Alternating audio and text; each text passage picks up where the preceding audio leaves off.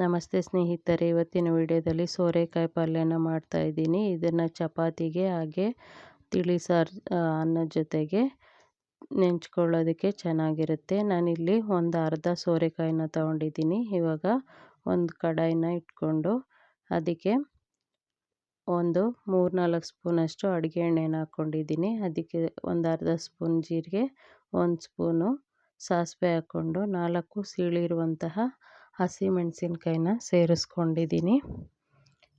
ಆನಂತರ ಇದಕ್ಕೆ ಸ್ವಲ್ಪ ಇಂಗನ್ನು ಹಾಕ್ಕೊಳ್ತೀನಿ. ಹಾಗೆಯೇ ಕಡಲೆಬೇಳೆ, ಉದ್ದಿನಬೇಳೆನ ಸೇರಿಸ್ಕೊಳ್ತೀನಿ. ಸ್ವಲ್ಪ ಅಂದರೆ ಒಂದೊಂದು ಸ್ಪೂನಷ್ಟು ಸೇರಿಸ್ಕೊಳ್ತೀನಿ. ಸೇರಿಸ್ಕೊಂಡು ಮಿಕ್ಸ್ ಮಾಡ್ಕೊಳ್ತಾ ಬೇಯಿಸ್ಕೊಳ್ತೀನಿ. ಈ ಪಲ್ಯನ ನೀವು ಚಪಾತಿ ಜೊತೆಗೆ ತಿನ್ನೋದಕ್ಕೂ ಚೆನ್ನಾಗಿರುತ್ತೆ. ಹಾಗೆ ತಿಳಿ ಸಾರು ಅನ್ನದ ಜೊತೆಗೆ ಸೈಡ್ ಡಿಶ್ ಆಗಿ ಬಳಸ್ಕೋಬೋದು. ಇವಾಗ ನಾನು 1 ಚಿಟಿಕೆಯಷ್ಟು ಅರಿಶಿನ ಪುಡಿ ಹಾಗೆ 1 ಚಿಟಿಕೆಯಷ್ಟು ಇಂಗನ್ನು ಸೇರಿಸ್ಕೊಂಡೆ. ಆನಂತರ 1 ಈರುಳ್ಳಿ ಕಟ್ ಮಾಡ್ಕೊಂಡಿರೋದನ್ನು ಸೇರಿಸ್ಕೊಂಡಿದ್ದೀನಿ. ಆನಂತರ ಈರುಳ್ಳಿ ಎಲ್ಲ ಸ್ವಲ್ಪ ಫ್ರೈ ಆದ ನಂತರ ನಾನು ಸೋರೆಕಾಯಿನ ಸೇರಿಸ್ಕೊಂಡು ಬೇಯಿಸ್ಕೊಳ್ತೀನಿ.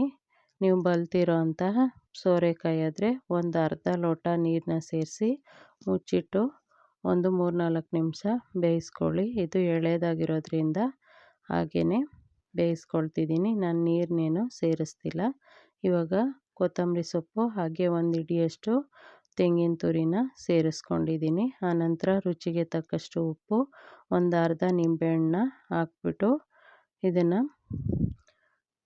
ತಟ್ಟೆನ ಮುಚ್ಚಿ ಒಂದು 5-6 ನಿಮಿಷ ಬೇಯಿಸ್ಕೊಂಡ್ರೆ ಈ ಪಲ್ಯ ರೆಡಿಯಾಗುತ್ತೆ. ತುಂಬ ಸುಲಭವಾಗಿ ಹಾಗೆ ಕಡಿಮೆ ಸಮಯದಲ್ಲಿ ಮಾಡ್ಕೋಬೋದು. ಒಮ್ಮೆ ಈ ವಿಧಾನದಲ್ಲಿ ಟ್ರೈ ಮಾಡಿ ನೋಡಿ. ಧನ್ಯವಾದಗಳು ಸ್ನೇಹಿತರೆ.